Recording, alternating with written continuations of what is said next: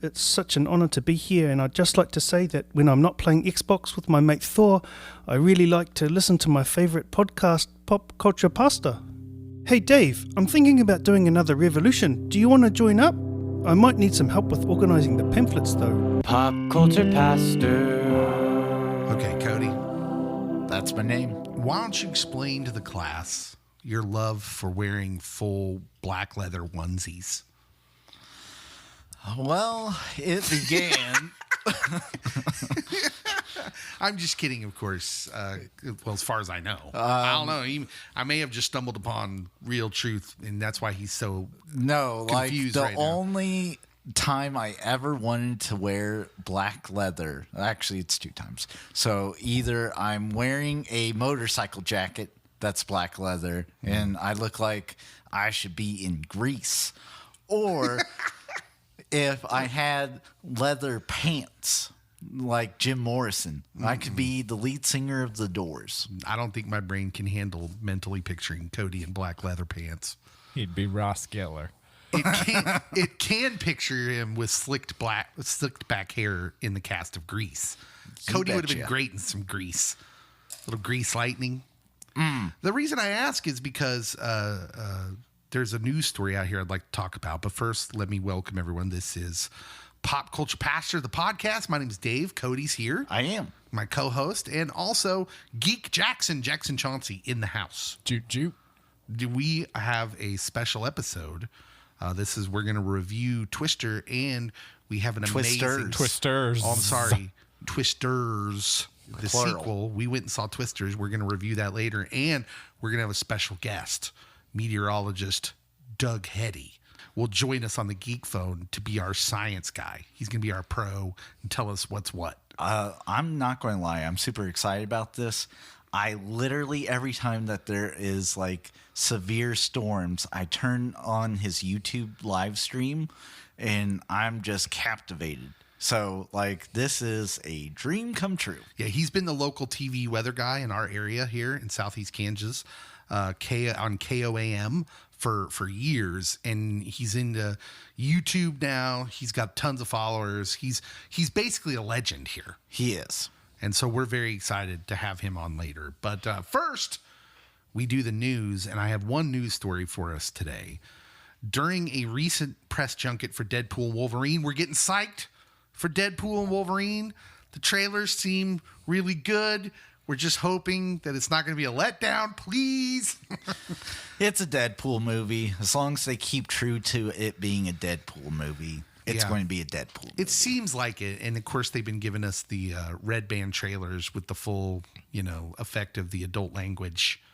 Yes. Which, if that's not your thing, I understand. I'm here for the lore.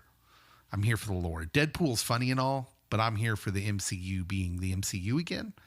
And this having a lot to do with where the future's going. So, and plus, you can't go wrong with Hugh Jackman and Wolverine. Or Ryan Reynolds. Ryan Reynolds is good too. Anyways, during a recent press junket for Deadpool and Wolverine, it's premiering this coming week, Kevin Feige revealed, quote, because he worked on these old movies. He got his start in the original X-Men Fox movies. God bless him. As not the man in charge, but an underling.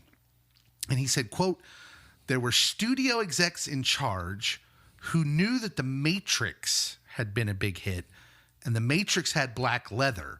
So they were like, let's put him in black leather. And this goes to show just about everything that makes me nervous and why I hate movie studios. Like, come on, man. Really? That seems like such a studio thing to do. I mean, I get if you change the comic book costume because, like, it doesn't either hold up to the test of time or it stands out and wouldn't, like, camouflage into what they're trying to do. But I don't think Wolverine's trying to camouflage. No. So you could have been bright yellow and blue all day long. Well, Wolverine in the comics generally has a disdain for the costumes anyways. Yes. He doesn't like them. It's kind of an ongoing joke with Wolverine. And so you could have played with that a little bit. But, of course, we know what happened. They're all wearing, like, these black leather jumpsuits. Yeah, you could have given him something bright, and then he'd be like, nope, I'm wearing a jacket and some camo pants. Were you a fan of the original X-Men movie? Like, it isn't awful, or it wasn't awful when it came out, but I was never like, oh my goodness, this is what comic book movies are about. And I was a huge Wolverine fan growing up as a kid. Like, he was my favorite of the X-Men. It felt off, and I don't think they've actually nailed an X-Men movie yet. I'd agree with that. So, Jackson, what about you? Where do you stand with the original X-Men flicks? Like, I remember them, but I don't go back to them. I really don't go back to a lot of the X-Men movies just because they kind of jump a little all over the place, and Dark Phoenix hurt me. Well, right. Especially, like once you get to the third one, I think the first two were pretty good. I don't dislike Last Stand as much as everybody tells me I should. I really dislike that one. I don't like that one. The second one's good. The second one's actually pretty good. The first one, I recently went back and watched the first one with my kids. And while it seems dated because of what we have now, like it seems, we liked it because we didn't have anything with the X-Men back then that was worth anything, right? So it was nice. And even though they had black leather jumpsuits, which was weird, we liked it anyways. But I'll tell you what they really nailed with that first one was they got the heart of especially the two main characters that are at the heart of the conflict, which is Professor X and Magneto. I still think the beginning scene in that movie with the young Magneto, his parents being separated from him at a concentration camp because he's Jewish and it's in World War II. I still think that's one of the more affecting scenes in a superhero movie. And it sets up his villain arc in a great way, which Marvel does really well by setting up sympathetic villains. Like, you understand why they're broken, which I still think that scene in particular and that character in that movie holds up really, really well. But Feige was telling us the whole reason they got these suits is because some dumb executives thought the Matrix was popular and we got to put him in black leather. He went on to say Hugh Jackman, having never appeared in the character's most iconic suit, is like Superman being in 10 Superman movies and never wearing the Superman costume. That's a good comparison because Superman's costume is pretty garish. It's not like it fits into normal human clothing wear. Well, I just struggle with it. Well, the Matrix had black leather, and that's all that it had. That's the only reason it made money. As long as we put it in there, we're good. There's so many stories out there like that. It's refreshing actually to hear like some of the Marvel movies having that experience, because what we've heard in the past is a lot of Kevin Smith stories with him trying to develop a Superman movie back in the day, and the executives just, it's got to have a giant robotic spider in it, which they finally got in Wild Wild West, which was of course an abomination of a movie. Smash hit that we all look back on fondly. Yes, that's what I meant to say. Okay. Great burger at Burger King. The Wild Wild West burger. Enjoyable soundtrack. Yep. Yes. The things that you look for in a movie experience. When I think Wild Wild West, I think, man, can I just get some more Will Smith and Cisco? Can I just think they get had more the of that? sunglasses too, and I always Yes. felt so stylish when I would go and get the Wild Wild West sunglasses. He added, when I realized Hugh was in, he's talking about Deadpool and Wolverine, I went from studio mode to, you got to get in the yellow outfit right. And he mentioned in this interview that there were grown men crying on the set when he came out in his yellow outfit, which Cody and I have talked about. And I think, well, like, listen, I loved comics, but I don't understand why that would make you emotional. That's embarrassing. It is kind of embarrassing. There are things worth crying about on this planet, and then there's things that I'm like, why is anyone crying about this? I mean, like, look, when we got the trailer of him walking out in the outfit, I smiled. I'm not going to lie. I smiled. It made me happy, but I don't know that it made me so happy I'd start bawling. I mean, is it speaking to acceptance, though? Something that you enjoyed for so long and you felt like you couldn't. Pro wrestling is that for me. And then it's at the forefront. You've got a megastar and he's wearing his outfit and it's somewhat, adhering to the thing you've always loved. And now you can kind of love it out loud. Maybe if you really loved Hulk Hogan back in the day. Terry Bollea. But as a kid, you really loved Hulk Hogan. But then when you got old enough to really get into wrestling, he was in the NWO. Fair enough. And then it'd be like him coming back in the orange and yellow, right? Yeah. And coming out and being the old Hulk with the say your prayers and take your vitamins type guy. This grown man may have cried on that episode of Nitro. He's back. The Hulkster. Everyone hates Hulk Hogan now, though, right? Is that We're where not we're going there. He's No, leaning we're not gonna into, go there? He's leaning into it. So Yeah. don't meet your heroes, kids. He was the lead speaker at the Republican National Convention, which is a perfect microcosm of where pop culture in our society is at right now, by the way. An interesting fact. 3 of the speakers that night had all taken Stone Cold Stunners. Including amazing. the person that got nominated. That Donald Trump himself has taken a Stone Cold Stunner. Where was the Secret Service then? We're excited about Deadpool and Wolverine, though.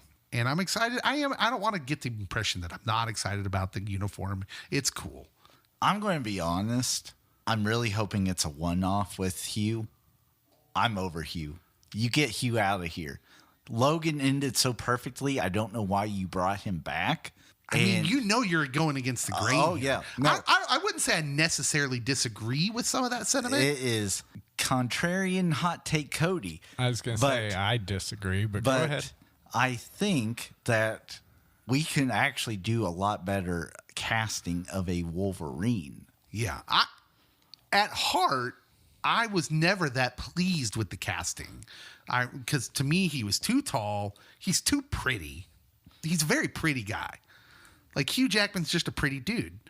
And I mean that in a very adult way. In Logan, they made him look older. They made him a little bit more rough and rugged, and it worked. It was the perfect send-off. Yeah. Now, that being said, I will not disparage the job he's done by trying to act and embody that character. I think he's been great.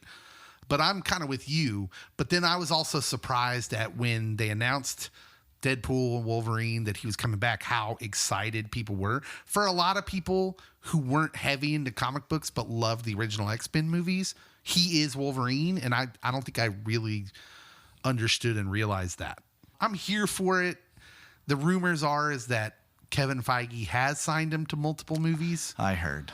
and so we'll see. We'll see what happens. So are we worried Hugh Jackman's going to become Ric Flair and he's going to ruin his send-off and then make us all want him to go away? See, I tied it back to wrestling. That's what we love, though. Let's be honest. We disparage it and make fun of it, but we really love Ric Flair. Just keep him around till he's, on life support. We're there. Cody's ready to pull the plug, metaphorically speaking. Hugh Jackman's going to be 80 years old coming out going, woo! I'm back, baby. So are we anti-Hugh or just like, okay, next? I think we're just okay next. Although I am glad they got him for this movie. And I think clearly Marvel's not saying he's here for the next 20 years to be Wolverine in our universe. It's clear he's not our Wolverine. He's an alternate universe Wolverine. You can tell that from the commercials.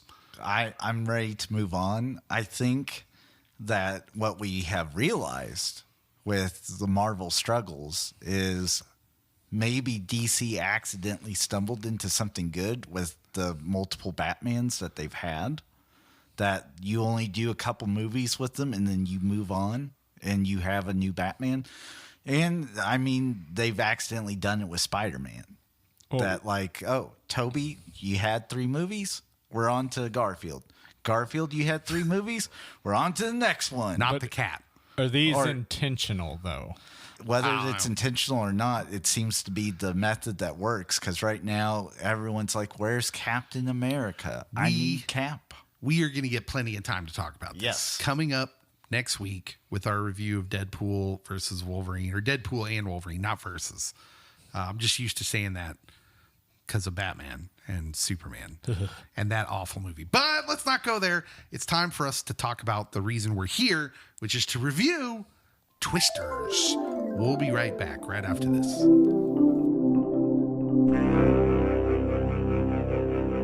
Greetings. Dave's blurred voice here. In a world where we do movie reviews on a podcast, you need to be aware that we are going to spoil the nerd out of this movie. We know that spoilers aren't everyone's cup of tea, so if that's you, go ahead and hit pause, see the movie, and then come back and listen to this thrilling podcast later. The Pop Culture Podcast movie review starts now. Okay, we're back. It is time for our review of the movie Twisters. Twisters, currently sitting at 77% on Rotten Tomatoes. Critic score? That is just the regular score. I can tell you what the critic score is. It is currently sitting at 92% on audience score. Okay, that sounds... Yeah. It sounds right. Audiences are loving this. In fact, I've seen it twice. So I went on the opening night, Thursday night. Mm-hmm. And then I went back with my wife because my wife wanted to see it. And I thought, yeah, I'd see that again. It was fun. Which very fun. I don't know the last time I kind of felt that way. Maybe The Fall Guy, but I don't know if I'd have watched The Fall Guy again in theaters. I might just watch it again streaming. Top Gun Maverick. Top Gun Maverick is a great example of something I would compare this movie to. This movie's not trying to be cinema. It's not Scorsese. But yet they achieved it. Cody already dropping the opinion hammer down and saying, getting full force behind this movie, Twisters. But it's just in the vein of Top Gun Maverick. It just seems like, hey, we just want to tell you a story and let you have fun in the theater for a couple hours. I really want to go watch it in 4DX. Oh, I would love to. Yeah. IMAX. Seems like this movie would be great in IMAX. I need wind in my hair and he needs water hitting him in the face. Fire shooting up at me. Us throwing random 2x4s across the theater at him probably wouldn't hurt either. I mean, it wouldn't hurt us. But no, so this movie, I was surprised when I went back on Sunday in our little town. The theater was like almost full, Cody. I hadn't seen it that full since back in the Marvel glory days. Friday at 4, there was probably 3/4 filled. And I'm like, why don't you people have jobs? Now, granted, we talked about this a little bit last week on our Be Kind Rewind. This story, these are the stories that play well here. Because we do live in Tornado Alley. We loved Twister. People in this area loved Twister. We talked a little bit about, well, that wasn't a nationwide thing. It's an area thing where we're just kind of into that stuff. And we remember Twister fondly. And so when we walked into the theater, we noticed it was an older crowd. So there was a lot of older people when I was there, but then there was like a large group of teens. Yeah, they were scattered in there. No, but I mean like teens by themselves. Oh. And I'm like, what is going on? That is strange. Here, let me give you the blurb. Haunted by a devastating encounter with a tornado, Kate Cooper gets lured back to the open plains by her friend Javi to test a groundbreaking new tracking system. She soon crosses paths with Tyler Owens, a charming but reckless social media superstar who thrives on posting his storm-chasing adventures. As storm season intensifies, Kate, Tyler, and their competing teams find themselves in a fight for their lives as multiple systems converge over central Oklahoma. Directed by Lee Isaac Chung, music by Benjamin Wallfish, story by Joseph Kosinski, executive produced Steven Spielberg. Stevie Spielberg. And he did have some weight that he threw into this movie. We're going to talk about something, I presume, that he specifically made a note of with the director, and the director followed his note. And so, yeah, this movie was really fun. Right off the bat, there's no connection with the old movie. There's some clever things said that tie it, and there is at least one prop. But there are no cameos or anything from any of the old main cast of the old movie. The closest you get to it is Bill Paxton's son is the unruly hotel guest who's trying to get his money back when their big tornado's hitting. Well, that's not exactly true. Paul Scheer was in both movies, Dave. What? Who was Paul Scheer in the first movie? He was an unborn child in his mother's womb. Stop. That doesn't count. Who's his mom? An extra? Jackson told me that. I stole it. That is wild. Okay, so are you surprised? Jackson, you haven't said anything yet. I want to try and give you some space here. Are you surprised with how well this movie is doing, or did you kind of expect it to do? Because it dominated, and I mean, it's the best opening for a disaster movie ever. Yep. Which seems crazy. I'm pleasantly surprised. Similar to what you said, I'm not shocked it's doing well in, Tornado Alley, small town. And I think it's one of those movies where there are very few where you need to go to the theater to gain a proper experience. The at-home experience doesn't quite replicate it. And we don't have a lot of those movies anymore where they're spectacles. Maybe your comic book movies, but sometimes not even those. So I'm glad that it's doing well. I was worried that if it didn't, that medium would go away for longer. It's weird to me that movie executives, who their whole job is to just kind of put their finger on the pulse of the movie-going public and try to figure out what it is they want. It's weird to me that they haven't figured this out. But you mentioned the word spectacle. To me, this movie, Top Gun Maverick, which was a huge success and a weird one. I don't think people thought it would do well, but I think just how well, like it finishes in the top 10 of movies ever, right? Am I thinking of that correctly? I think so. Top Gun Maverick did well, but those were spectacles in a sense. Like, I'm not going to see an Oscar-winning script. It's a spectacle. It's a summer movie. It's blockbuster. It's popcorn. And really what I want to say is I think movies have always been that. Those have always been our most popular kind of movies. So I don't really understand why we moved away from it. Even in the sense of Oppenheimer and Barbenheimer. Mm-hmm. We turned it into a spectacle. That's why people went and saw those movies. Because both of those movies are good on their own. They're fine, but neither one of them would have done the business they did if we didn't turn it into Barbenheimer. It became a spectacle. Especially within both movies, there are times where it becomes a spectacle, but it benefited from going with each other. Top Gun Maverick, top 13. Top 13. It probably was top 10 or right outside, and then Barbenheimer did happen, and Barbie definitely usurped it. Yeah. Well, I think that maybe that's a Gen X thing. I think we dig spectacle movies. We dig the event movies, and maybe an older millennial thing too, because you guys, being 80s children that you are. Yes. Remember it that way too. Best 8 months of my life before I met my wife. Next question, before we get into what's good, is Glenn Powell him? Is he, like, what's happening right now? Glenn Powell seems to be a big thing, and it feels like he kind of came out of nowhere, although he didn't. But, what's interesting about Top Gun Maverick, which he was in, is he plays like the Val Kilmer character. But what's interesting about that is he doesn't seem like a Val Kilmer type to me. He's Tom Cruise.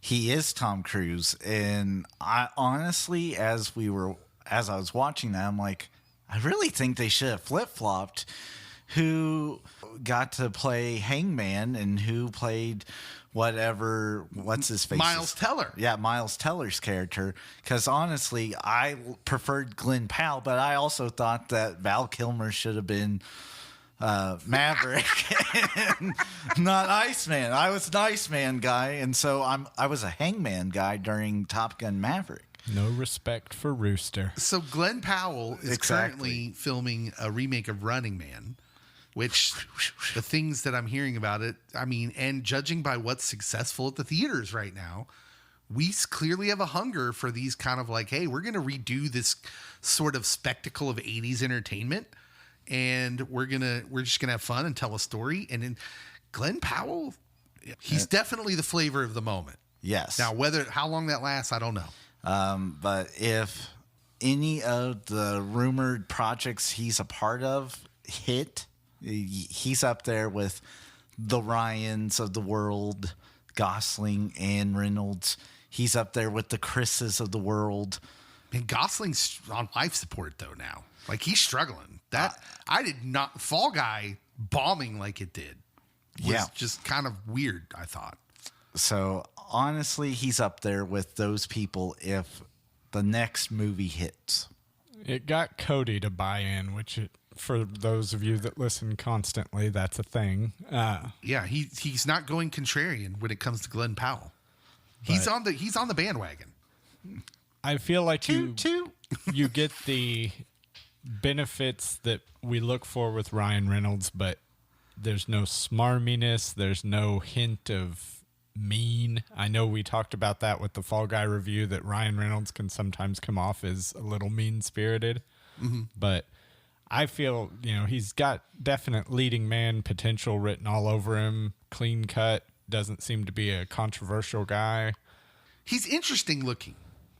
You know what I mean when I say that? He's got the squinty eyes, what do they call it in Tombstone? Billy Zane, when Billy Zane's talking Closed about by the sun, but sharp as a hawk. Yes, Wyatt Earp. He's talking about Wyatt Earp. And he's got those eyes, which we like in our male lead actors. Think Clint Eastwood. You think Kurt Russell. So he's got those eyes. But the rest of him, he looks unconventional in a way. He's not, I would not say, and granted, I'm not the perfect person to ask this. We should have had a woman on. But he doesn't appear to be like classically handsome in that way. But he is very interesting. He's magnetic on the screen.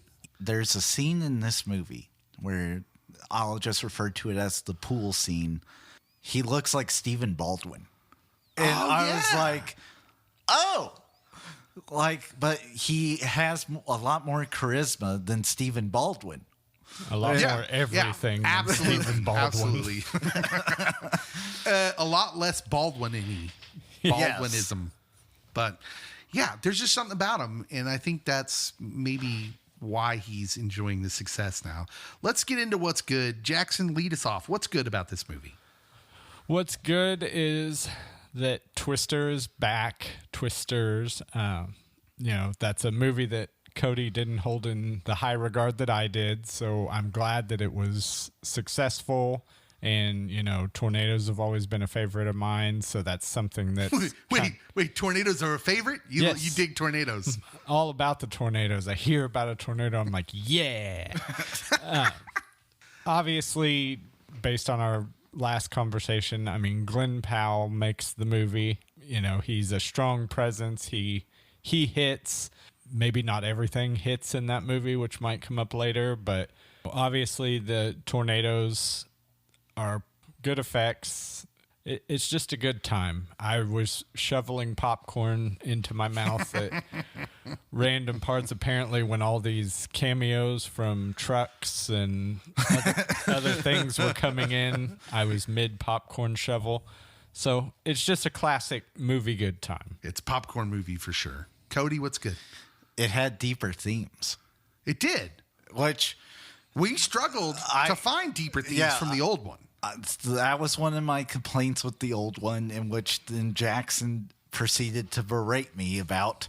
But this one, it actually did have its moments. Now, I'm excited about this because at heart, this is a popcorn movie, but I think you're right. I'm interested to see where you're going. Okay, so there's a couple different things that are happening here. One of them is in the first movie, we have good versus bad tornado chasing team. And in this movie, it isn't necessarily good versus bad, but it is the taking advantage of poor people and poor people who just suffered complete, utter devastation.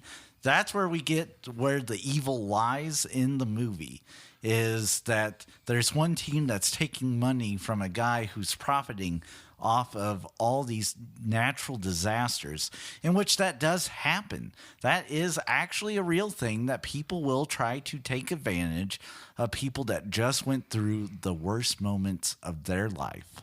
Mm-hmm. You might have lost loved ones. You lost all your property. You lost all the memories that you might have had in possessions, in photos, and whatever, and it's all gone. And here, I'll pay you 2/3 of what it's worth, and we'll call it good. And by making it a friend, so like the leader Yes. of this storm chasing crew is an old friend of one of the main characters, or the main character, Kate. In making him a friend, it allows you to make this. There's this commentary running through this movie, and a lot of our system runs on this, especially like college studies that are funded through college work, PhD work, that sort of thing. Science in general is there's this weird give and take of like, is it bad if people are profiting off of this, but I need their money to get to forward my study, which may help people in the long run. Like there's a weird, Do the ends justify the means? yes, they're kind of forcing you to come to terms with this. And of course the character, they make it more of a black and white issue than it really Yes. is. It's a good evil issue instead of being like, well, it's a gray area. There's a lot of gray here. Although definitely people who profiteer off of tragedy, I think, which is a thing in lots of different areas. Very much so. Definitely we can agree that stinks. And I would also say that this movie hits you over the head with don't judge a book by its cover, because we get reintroduced to Javi. Javi's on the up and up. We come across the tornado wrangler, and he is just brazen. He's brash. He has shirts with his face on it. They're hawking T-shirts. And he must be the worst of the worst. And yet, we sell this stuff so then we can help out and give food after these natural disasters occur, give out supplies and water and to people that have just lost everything. That was a pleasing narrative gimmick they ran there, with you finding out after she's judged them thoroughly. Oh yeah. Finding out that actually they're just selling this stuff so they can bring food and water and other essentials to these places that get hit by the tornadoes. That was really awesome. You didn't go where I thought you were going to go. There's an interesting line when they're explaining. There's a great scene. This ties in, so I'll go ahead and make this my what's good for this round.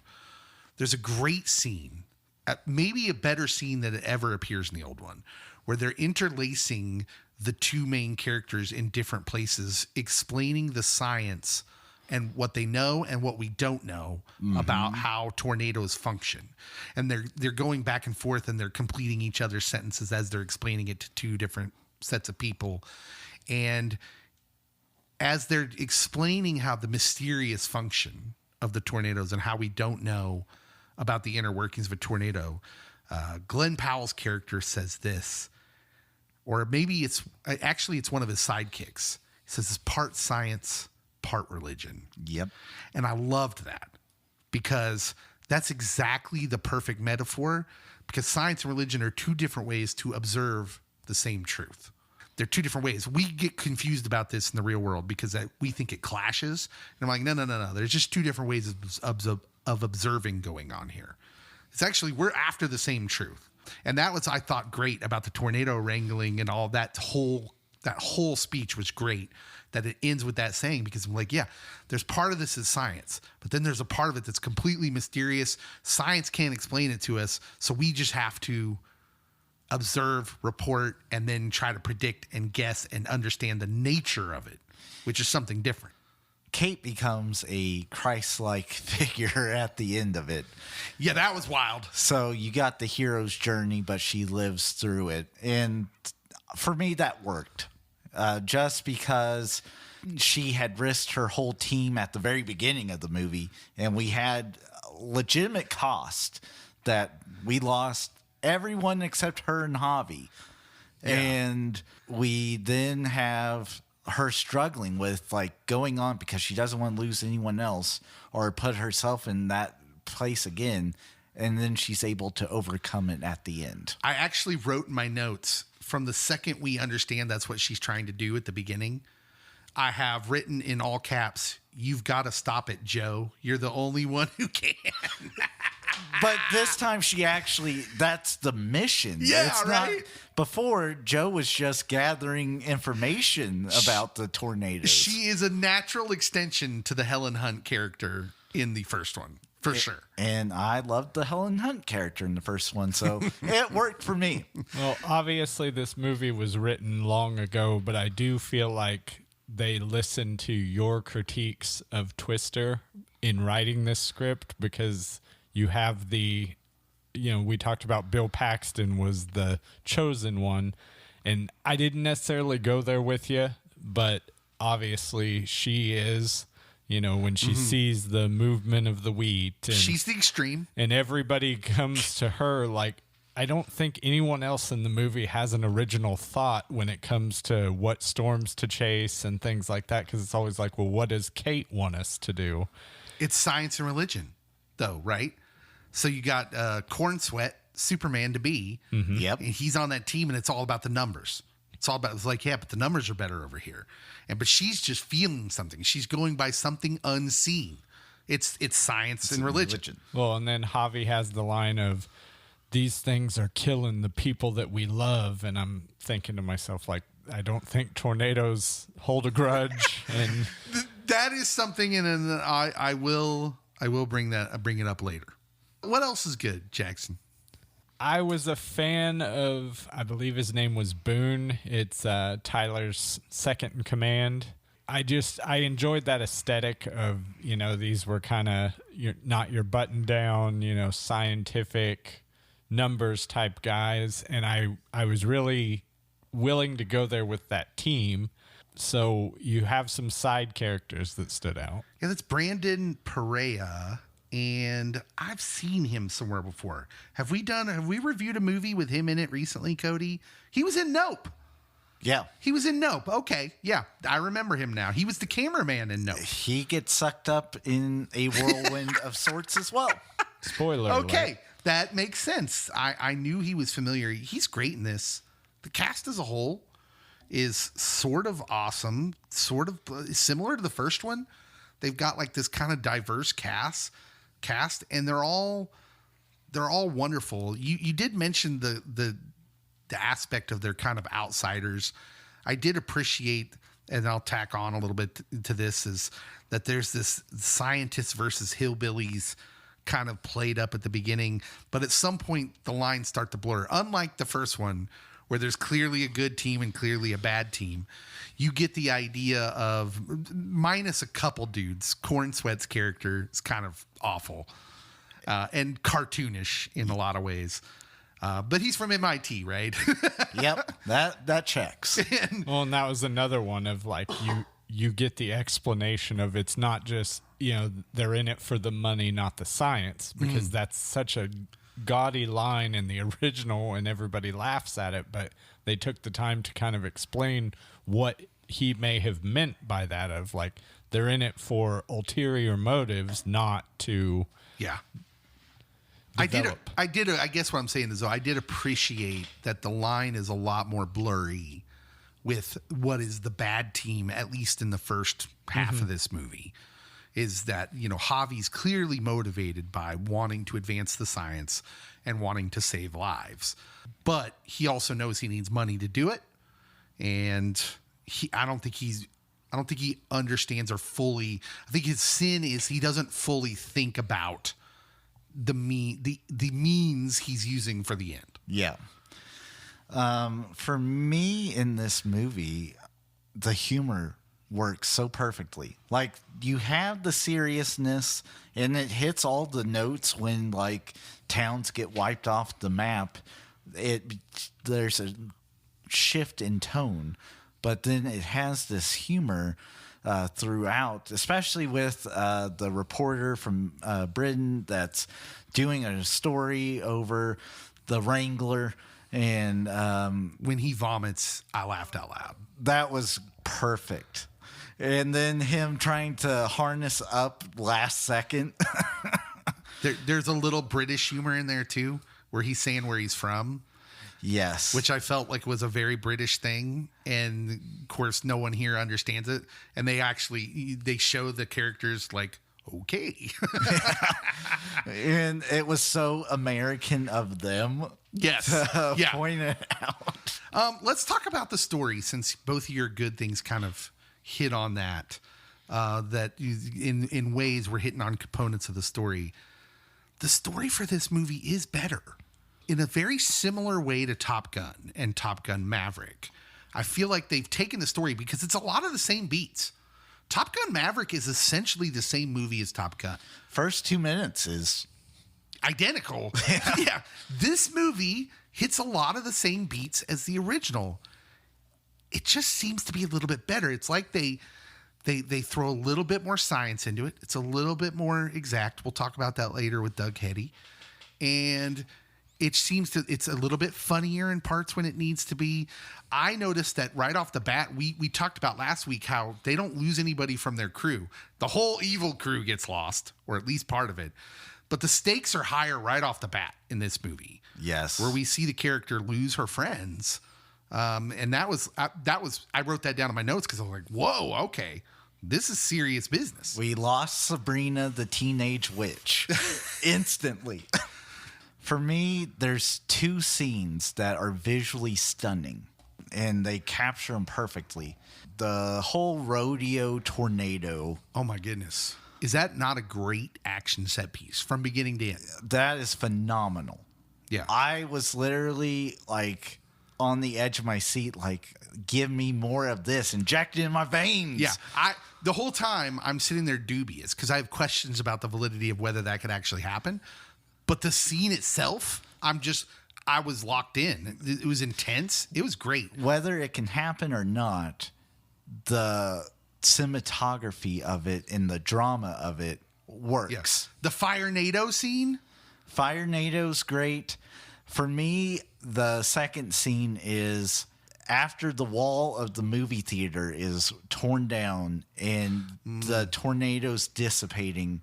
You just get this perfect shot of the skies clearing and it being where the screen was, and all the seats are looking at the natural beauty of Oklahoma post-storm. And, it was a breathtaking shot. So the director definitely knew how to film these moments and these scenes, and it worked from the visual aspect, whether you liked the story aspect of it or not in those particular scenes. Visually, it was stunning. Yeah, we really haven't talked about the plot much. That we do. Sometimes we go through the entire plot of the movie. It's a very simple movie. There's these young people who love to chase tornadoes, but she has a mission. She thinks she can stop it. Disrupt it. Murder it. It goes wrong, and she's out of the game, and then she gets called back by her friend, and then she has she meets the tornado wrangler, and it just becomes this vignettes of these chase scenes where they're trying to get themselves in position to the radar stuff that Javi's team is trying to do. It starts off with that, with a 3-dimensional scan of that. And I would like to ask if that's a real thing at some point. I imagine that military tech, that's not far stretched. Yeah. But it evolves into, again, can her idea work? It's the whole point of the movie is, can they stop a tornado? And that's essentially the plot of the movie, which is why we haven't talked about it. I'd also like to point out the soundtrack. I'm not a country music person. Oh, but these songs worked. But yeah, the soundtrack in the movie, as you're watching it, just works. It gives the movie its sort of character. The movie itself has a character to it. I thought that was great. We talked about the action set pieces. The cast itself, we haven't mentioned just the cast as a whole. Glenn Powell, we talked a lot about. I think the sky's the limit for Glenn Powell. We talked a little about that. Daisy Edgar-Jones, who I'm not super familiar with, I thought she did great in kind of like it's a sort of a thankless role because she has to carry the emotional drama through the movie pretty much herself. I think she does a fine job of that, but it doesn't get you in this kind of movie, it doesn't get you a lot of the glory. David Corenswet, listen, I haven't really thought much about him as the next Superman. I'm in. I thought he was great in the little bit he gets here. Oh, yeah. And the way he's like, look, this dude is perfect for Superman. He's tall, dark, and handsome, got the blue eyes, he's got everything, and yet you're totally sold on him being this jerk. He doesn't care about the people. No. That makes him a good But it's Superman. believable. It's a cartoonish line that I absolutely believe when he delivers it. Yes. Like, I was impressed. I thought, okay, I'm in on this guy. I was willing to leave him at the side of the road. Anthony Ramos is great as Javi. He has like that internal conflict. It's believable. He was great in the last Transformers movie. My daughter loves him from Hamilton. So that's why she wants to see the movie. Also, I thought the whole conceit of them being streamers, the YouTubers, he's in the first chase is like, what do you think, chat? And I just busted up laughing. I thought that was wonderful, and the way they worked that in the movie, because that is a big part of the tornado chasing thing now. All the people that were on there too. David Corenswet's character refers to it as the circus. I know that's a big deal because I watch Reed Timmer's channel a lot during this season, during the tornado chasing season, and they're constantly, the guy and his guy in the chair in the studio is constantly talking about like, hey guys, it is not safe for you guys to be following these people around. It's just kind of a circus. It's very dangerous. So that was kind of the rest of my list of what was good. Do you have anything else? No. Okay, let's move on. Let's move on to what's not so good. Jackson, what's not so good? They're little gripes. I mean, Cody thought that I didn't like the movie when I mentioned him, but I felt like there's some unnecessary characters. Mm-hmm. I feel like if you have Javi say, I've got a team for you, and it's just Glenn Powell's team, you know, you still get the, oh my gosh, these people, you know, this is who's going to help me on this mission. You don't have to bring Stormpar at all. I know you have characters get left out, but I feel like you could have streamlined it there. I appreciated with the beginning, you kind of touched on it, the willingness to quote unquote go there when you take out pretty much her entire team. And I think that set an expectation for me of like, okay, these are tornadoes that aren't messing around, you know, these are the shark from Jaws, you know, they're not something that's just going to be, there's a tornado in my romance movie, which is what people had kind of talked about with Twister. And then I think they just back off of it. They didn't. There's people in the communities that you see get sucked up and killed in violent ways. They're just not on the team. Well, and as a team, you really most of the time aren't going to be losing people. But you want to have those losses be people where like you're upset that they're gone. Yeah. I had Boone pegged as dead meat after that introductory scene.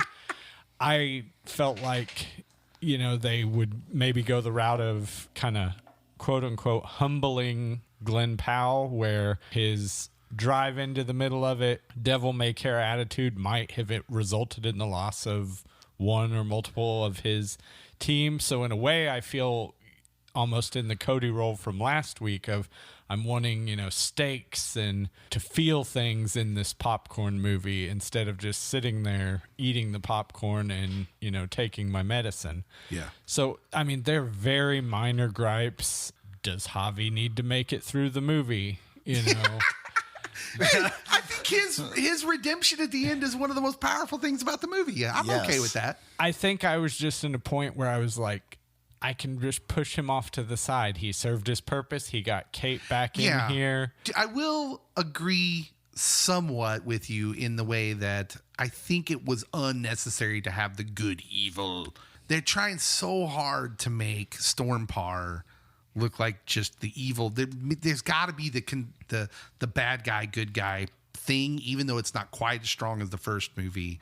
I do think they didn't need to lean in that so heavily. The conflict could have come from, hey, we're the science, we're the cowboys, you know. Well, I think it could have come from that, but yeah. And if you don't have the Stormpar team, it gives us more time with Glenn Powell's team, so it's not the lady with the drone. Yes. You know. Okay, I will agree with that. I don't know that we get to spend enough time with Glenn Powell's team because the entire middle section of the movie is just kind of Glenn Powell and Daisy, Kate's character. Yeah, Kate. So we don't get a lot of time with their team, and I don't know that we get to invest enough in them. I will agree with that.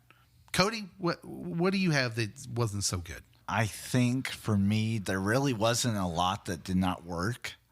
But I also had really low expectations coming into this, and then it superseded it by like a mile. I guess my issue would be what mom is holding on to all that stuff. My mom, like, as soon as I moved out, was like, take your garbage or I'm throwing it. Yeah. And I'm like, you were the one that told me to save this as a kid. Yeah, that's it. That was interesting. Although you get the feeling that she's clearly a farmer. Yes. And she's out there working and she just doesn't get around to it. And she's proud of her daughter. And so also misses her daughter. Yes. There's an unsaid thing there that you wonder if she's held on to that stuff because she misses her. Especially since at the very beginning of the movie, she doesn't answer mom's phone call. Mm-hmm. Treat your mom nice. Real quick before we go off of the mom, I asked Cody this. I'll ask you, Dave. If that's Helen Hunt, what do you do? Oh, I'd be happy. Honestly, are we rolling our eyes or are we clapping? What absolutely are we doing? Not. In fact, until we see the mom, I was pretty sure it was going to be Helen Hunt. And I really don't understand why it wouldn't be, because it wouldn't change any of the movie. Obviously, she wouldn't be a farmer. Like, I don't understand why we couldn't have done that, but maybe she didn't want to. I don't know the story here. Surely they approached her. I don't know if I would have liked it.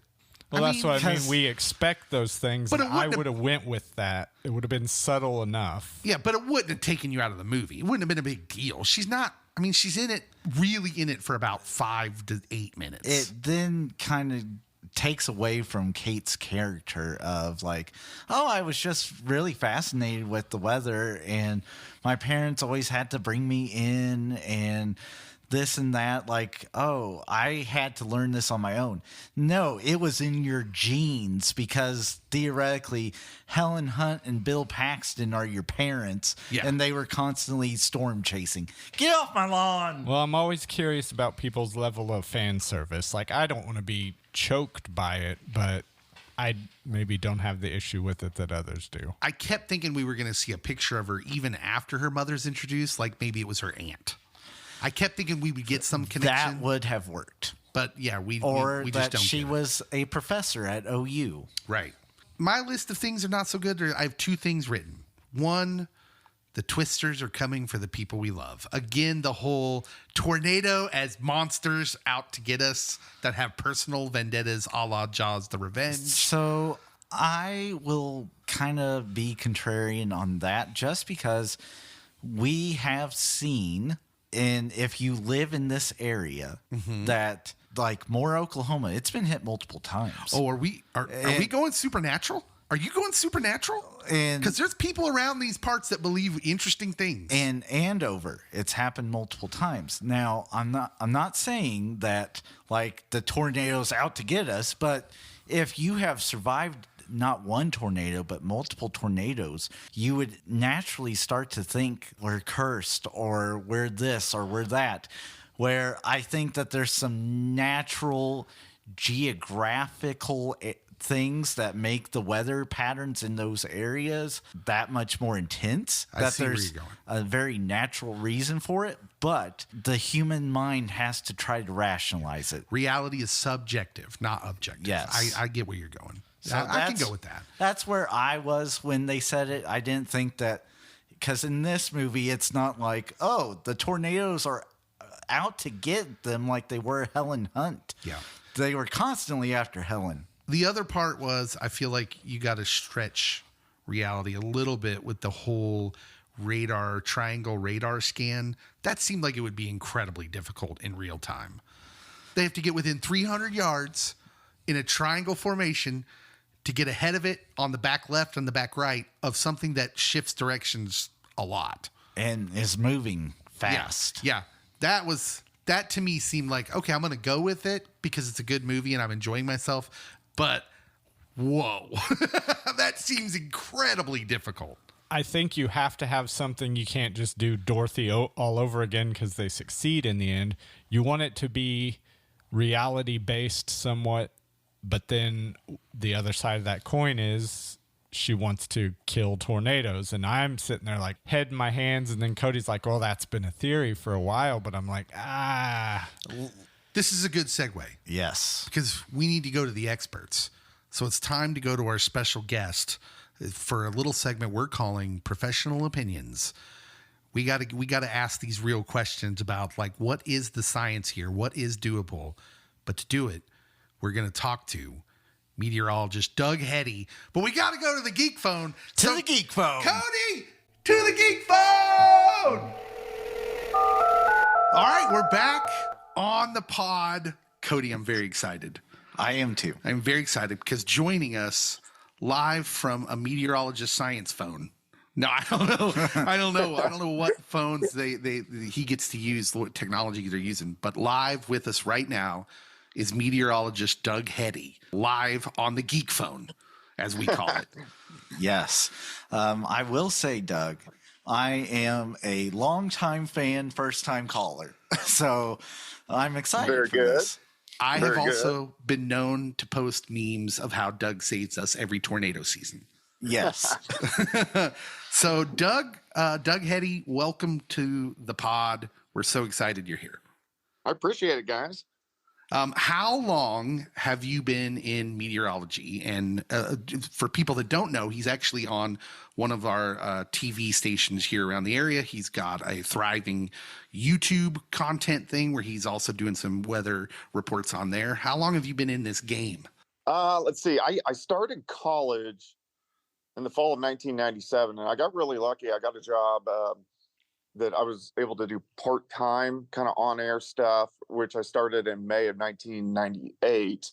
So I've been doing TV since May of 1998, but I didn't get my meteorology degree until 2002. So I've been technically a meteorologist for 22 years. You hear stories. In fact, when we did a Be Kind Rewind last week on the original Twister, and we actually talked about how that caused a boom in young people going to college for meteorology. Did that movie have that effect on you, or did you already kind of know that that's where you were headed? Yeah, I knew that's where I was heading. I mean, when I was a real small kid, I wanted to be a trash man because I just thought it was so cool that they were riding on the back of the truck.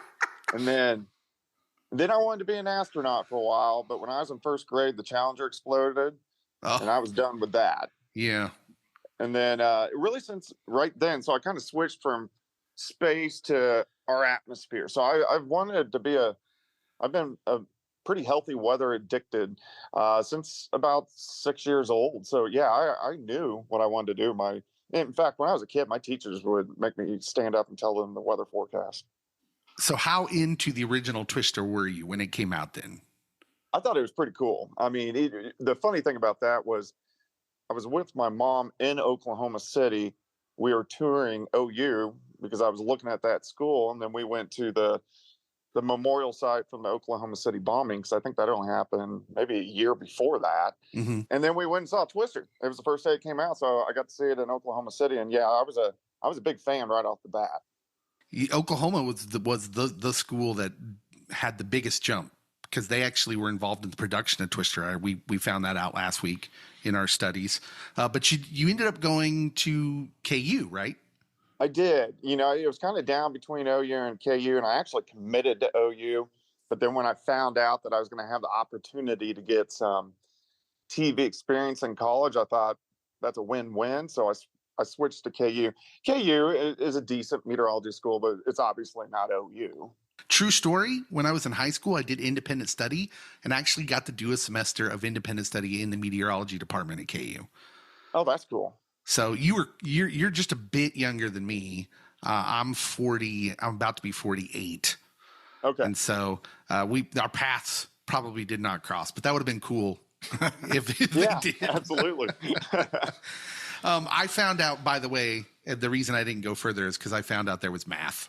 So much. The math was it was a killer, and so was the physics. I actually, the meteorology part wasn't that bad for me. What really kicked my butt was all the calculus. I had to take Calc 2, I think 3 times.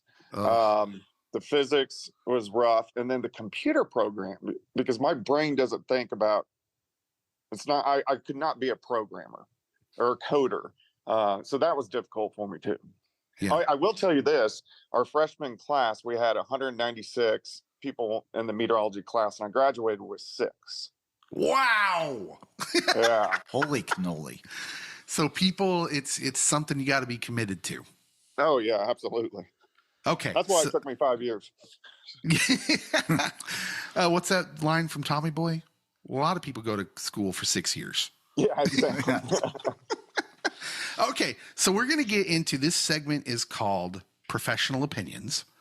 And Yep. so we're going to get into the reason you're here, mostly because we love you, and we think your weather reports are awesome. We've grown up with you in a lot of ways here in Southeast Kansas. Yes.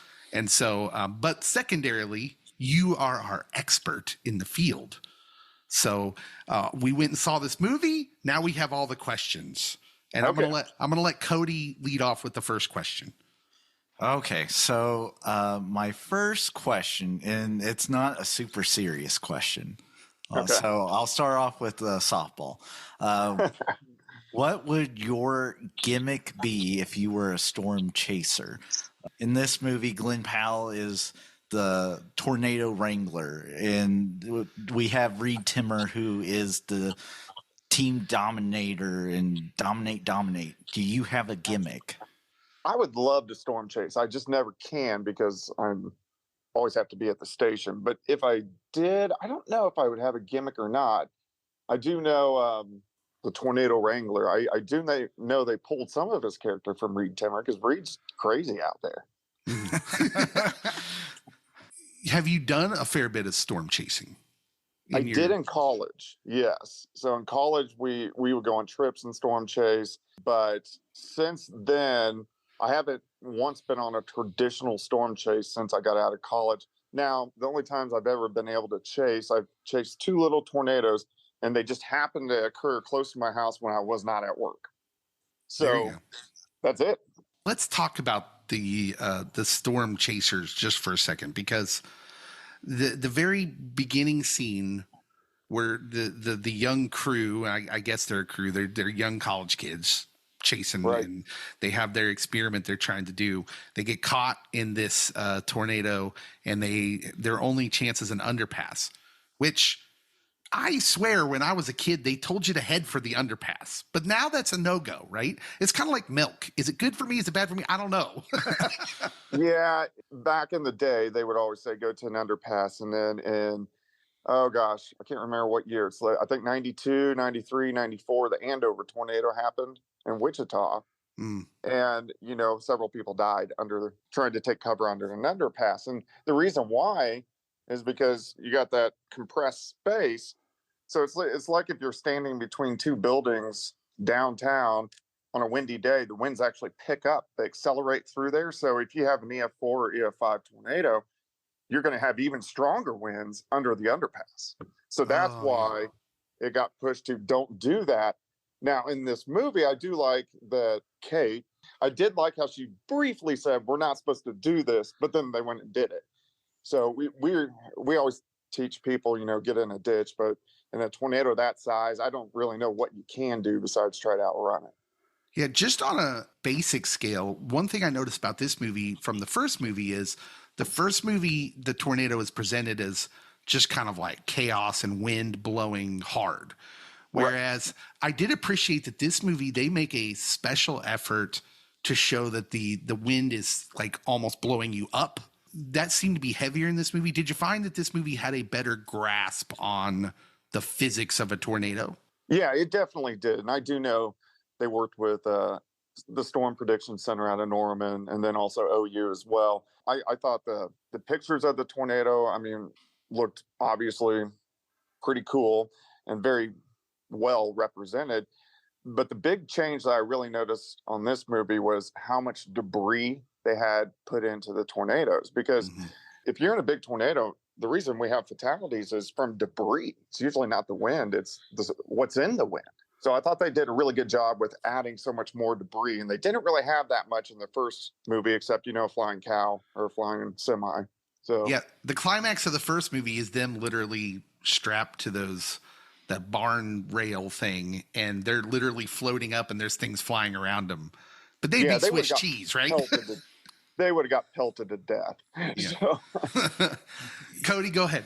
Okay, so a scene that stands out from this movie is when they are at the hotel and they're trying to find shelter and there's an empty pool. Is that a place that would actually suffice if there is no underground shelter or storm shelter room? it would. I mean, you want to get. That's why, like if you're on the highway and you get stuck, we always say get in a ditch. You just want to get lower than ground level, where the winds aren't quite as bad. The only thing I didn't understand about the pool thing is because when it showed the pictures of the damage after that scene, the pool had stairs, like just stairs to run down, but they were all trying to go down the stinking ladder. That's right. They take like extra time easing the people down the ladder. So yeah, my that just blew my mind because it wasn't a big pool. I was like, there's stairs right there. Okay, so that's a good point. My follow-up question is the very opening scene of the first movie, Twister. Dad's trying to hold the storm shelter door shut. Right. Would he have just been safe if he had gone to the back of the storm shelter with the kid and mom? This was a big sticking point for us, Doug. Very big.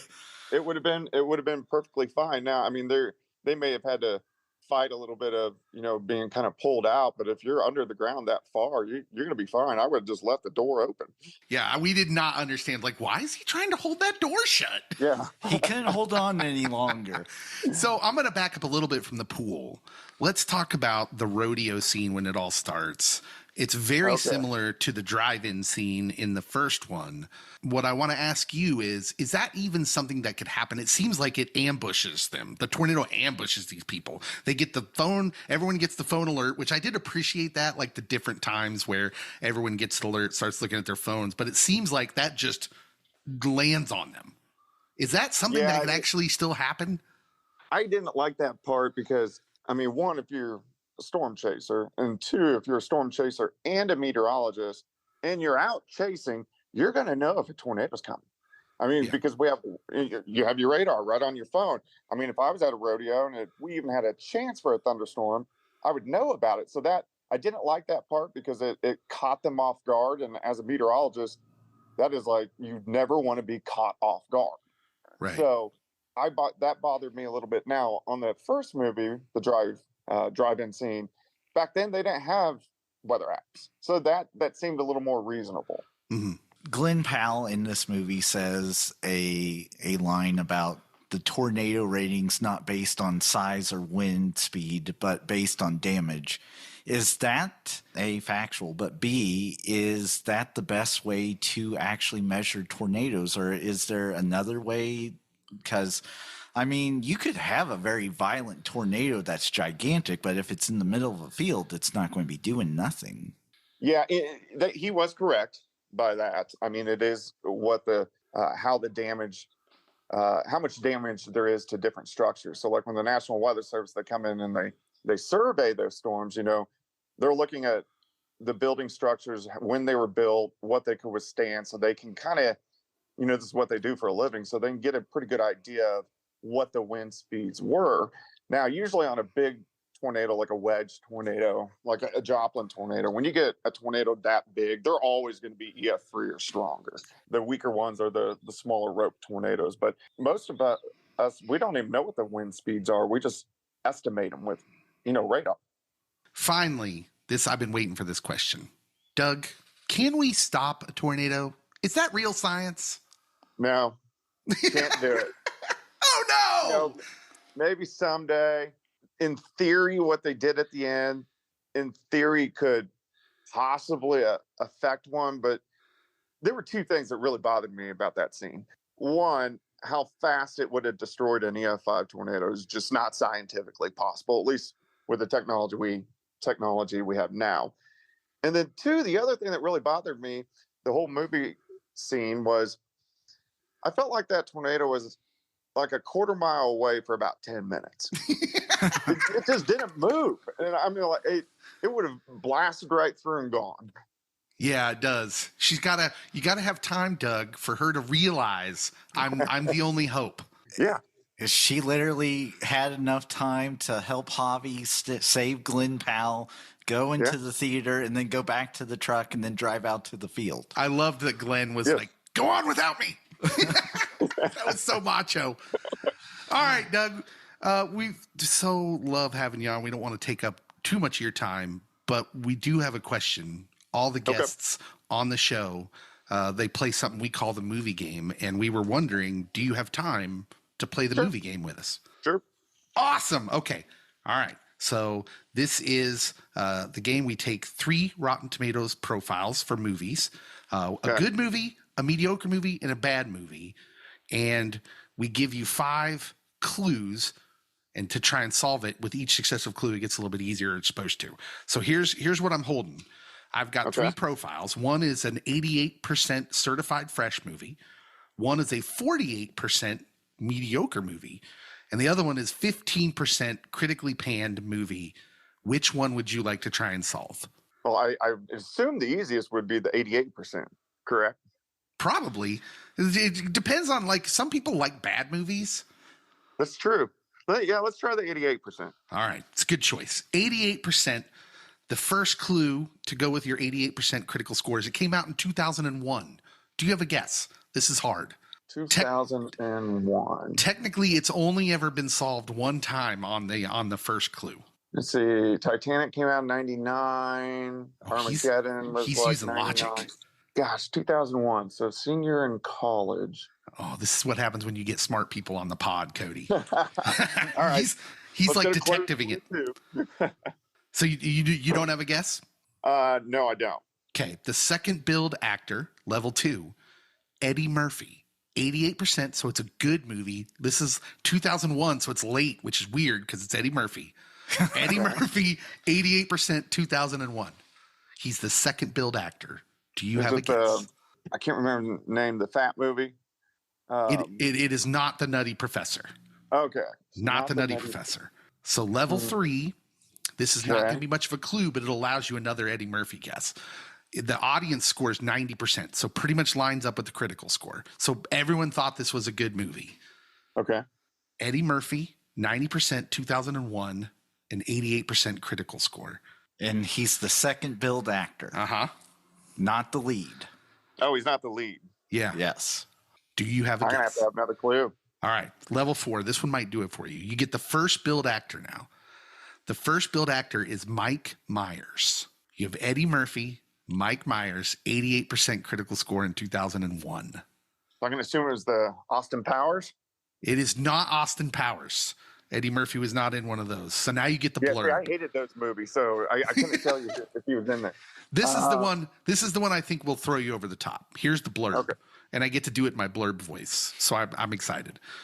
To ensure the eviction of newly arrived and bothersome fairy tale creatures from his beloved swamp, an ogre sets out on a quest to rescue a princess.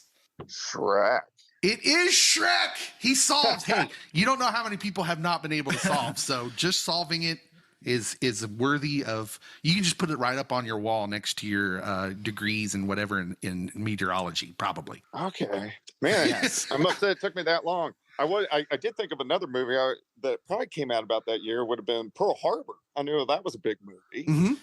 Yeah, that would have been a great first guess. Yeah. Yeah. All right, Doug. Thank you so much for coming on. You have an open invitation to come in and provide expert opinion anytime you like, or just come in and co-host and talk about regular pop culture with us. Yeah, I'd be down to do that. Sounds like fun.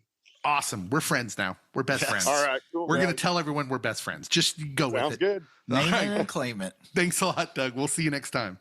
All right, see you guys. Bye-bye.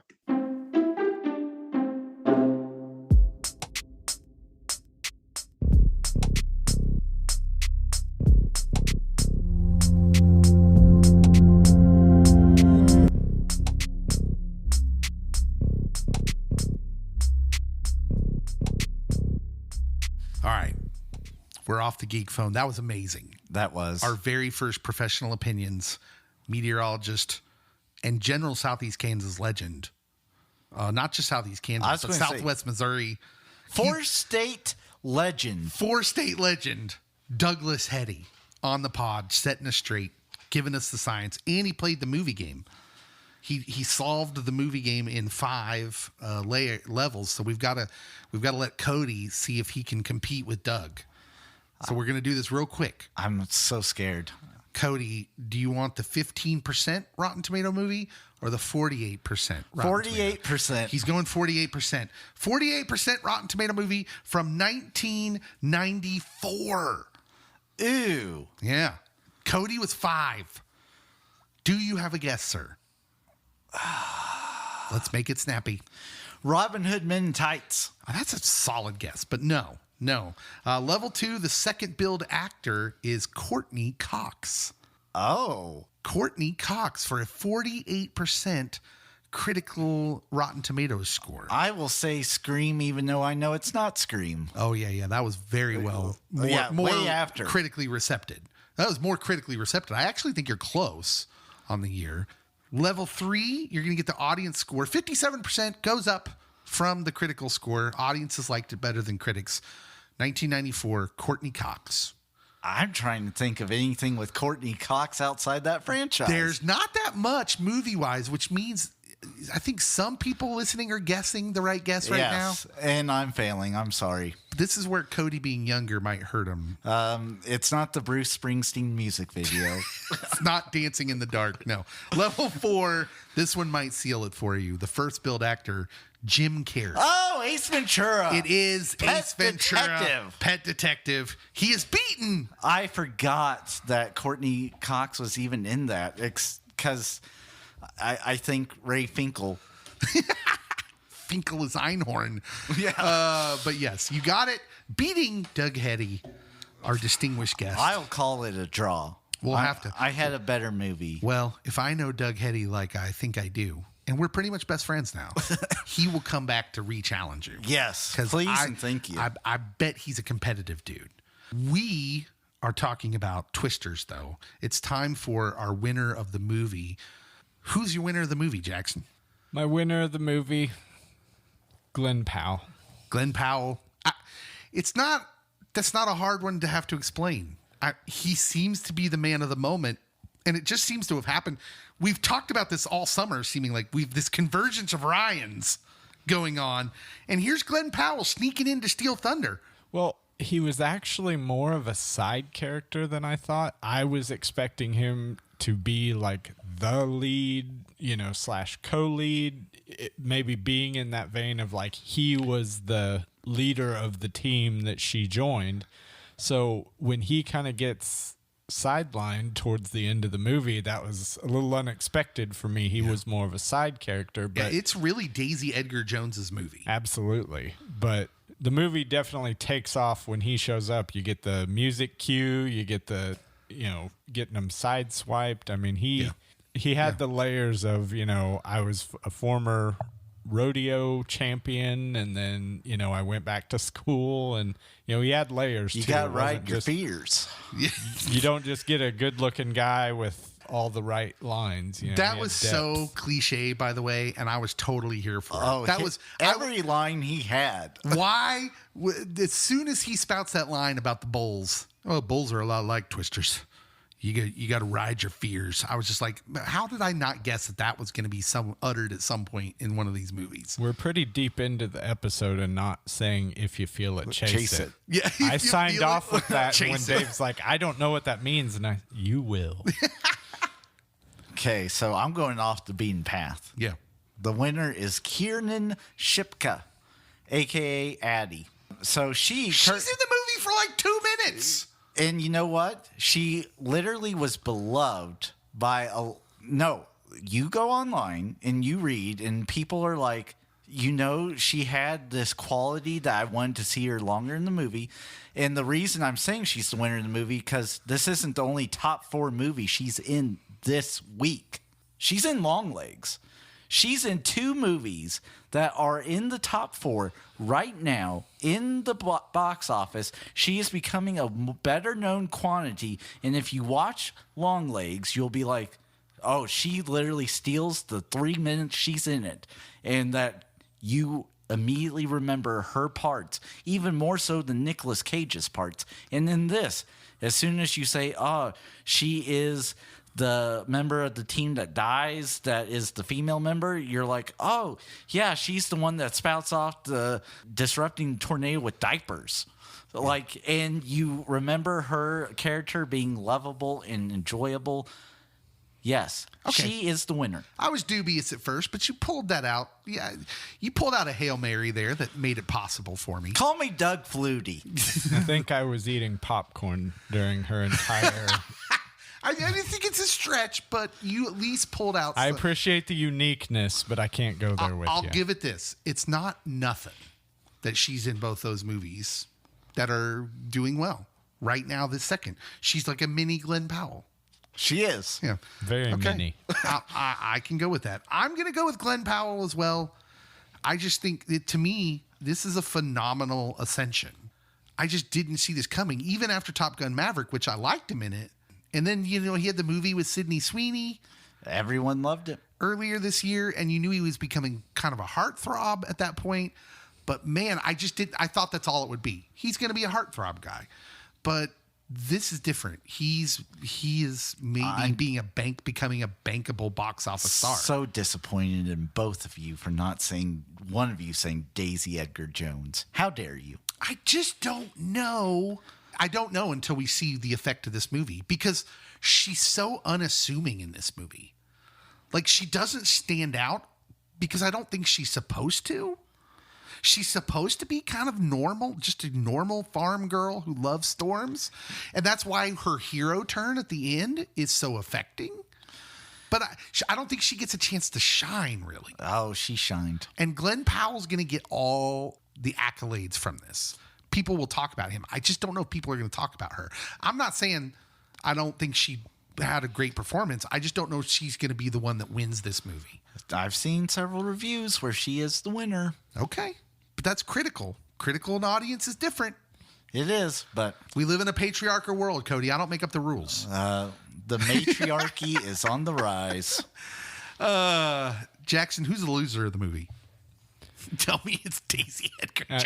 I was going to say Daisy Edgar-Jones. Fancy you should mention that. It's side characters, really, because you have Kate's aura, at least in the movie, if not, the actress herself. And then you have Glenn Powell, and they swallow up so much that there's really nothing left for anybody else. And I'm fine with that. They're both intriguing characters, and I'm willing to go that route with them. But you don't get any depth with anybody else, so they either have to have this cartoonish quality, the drone girl, or the guy on Stormpar that doesn't care about the people. Mm-hmm. And I just wish those teams had more time, and maybe that means it's a television series or something like that. It just wasn't that movie. But yeah, there's no Philip Seymour Hoffman here. No, I don't know that any one of them is that memorable as Philip Seymour Hoffman is in the original, and he's just one of a few that were pretty memorable in that. But Boone could have been, but they didn't let it happen. It's the danger of a popcorn movie, though, is you get the interesting side characters who are funny and all, but they don't usually have a lot of depth. Yeah, I could see that, though. Cody, who's your loser of the movie? Oh, this one's the most heartbreaking. Oh, no. Brace yourselves, I'm America. I'm braced. Because it's Juilliard's own Glenn Howerton that's the loser of this movie. I'm really interested. I am sitting forward in my chair to find out how It's Always Sunny in Philadelphia's Glenn Howerton, who's not in this movie, is the loser of this movie. He went from being America's favorite Glenn to maybe being second. It's now a conversation. I finally he was all by converted himself Cody on top of the Glen Mountain. And now there's company. Have you never heard of a little guy named Scott Glenn? Wonderful 80s character actor who's in The Right Stuff. You're right. That's amazing. Yes. Yeah. He's been usurped as America's Glenn. So, I mean, I really think I nailed it on the winners and losers of this movie. For me, the loser of the movie are people my age and older who really love Twister, who just wanted there to be more of a tacit connection. I've seen a lot of things online. I joined a couple Twister fan groups in the past couple weeks for social media stuff, and there's a lot of people who are kind of bummed, and they're mostly old people my age and older who just were big fans of the movie Twister, and listen, that's not hard to read. They come from a time where sequels were sequels, and so they were disappointed there wasn't a tacit connection. Now, for me, didn't bother me at all. All I want, and we've said this with the IP stuff, Marvel, Star Wars, all I want is you to tell me a good story. Just let me lose myself in the story. And much the same way Top Gun Maverick did, where they're just basically telling the same story, they did it well. And this movie does it well. Would you be okay if you get that during Twisters 2? Still Twistin'? Still Twistin'. Electric Twistaloo? And you can almost look at this as kind of like a gender swapped prequel, because Bill was the extreme, and then now it's Daisy Edgar-Jones, and, you know. I thought you were going to say Daisy Ridley. No, I she's could not have just in this. as easily. I was so glad Cody said her name a couple times so I could try to commit it to memory. Would you be happy if that comes in later? Like, I don't need it. I'm fine with this being a one shot. How many tornado wranglers out of 10 are you giving this movie? I'm going to go 7. My complaints are minor, but if it is going to be a one-off, I thought there was a lot more places they could have went with it. I didn't get a chance to bring it up earlier, but if Kate dies in the carrying out of her mission, what do we think about that? Because I felt that's where we could have been going for a brief moment. I don't know. I don't think they could do that with the way they set up the movie. The movie is essentially a romance. Yeah. In my opinion. I know Cody doesn't necessarily agree with that, but for me, the movie becomes, it's all about. Steven Spielberg's like, we don't need any PDAs. Interesting note. Spielberg is the reason there's not a final kiss, which when he goes into the airport, you think it's going to happen, and it doesn't, because he said, don't do it, because then the movie will become all about that.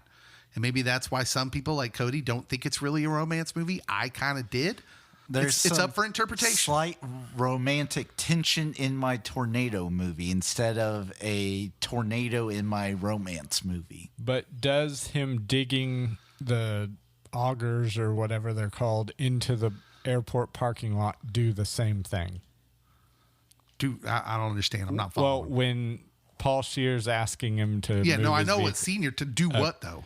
does that do the same thing that having that he's kiss would have done? Oh yeah, absolutely does. Because that's what I felt like. I was fine with it. I didn't need it, but if you feel it, chase it. If you feel it, Dave. chase it. Yeah. And him chasing it, he digs in the augers. Yeah, Javi So- calls him an idiot, right? Well, Javi's and that's like, why "Oh, I'm that surprised. guy." He's like, well, you can't have the kiss. And I'm like, well, he Yeah. digs his truck in and chases her. Yeah.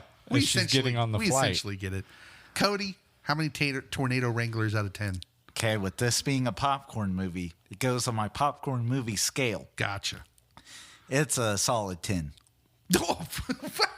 See, Cody It can do was popcorn the movies now. Citizen Kane of disaster movies. All right. It actually had deeper themes. It actually had a good story.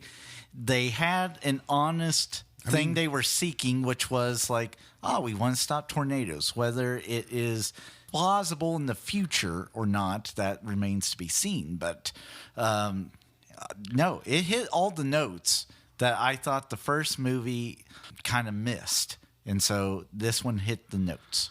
I would say it's the Gone with the Wind of disaster movies. Calling it the Citizen Kane of disaster movies is shocking Independence Day slander. I'm going to give it an 8 out of 10. It was really fun. And really, I expected a 6 or a 7.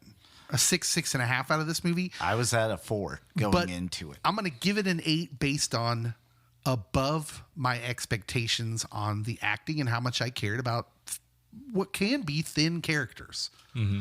And that was a tribute to the actors, the directing, and the story building that they did in what is essentially a popcorn movie. I needed more Glenn. Everyone needs more Glenn. I got a fever. And guess what? You're going to get it. because he's the guy. He's the guy. You're Maybe going to get a even lot of Glenn. Batman. What did you think of the movie Twisters? If you saw it and you have thoughts, let us know. Are we right? Are we wrong? How wrong is Cody? Let us know in the comments on the social media posts for this. Make your own posts in the Pop Culture Pastor community group. If you haven't joined that on Facebook, you should. There's a lot more discussions that go on there. As usual, make sure and subscribe, share the post, and share it with your friends. That helps us immensely. And I do read the comments. Jackson does read the comments and is down for conversation. So join the Facebook community. We'll see you next time.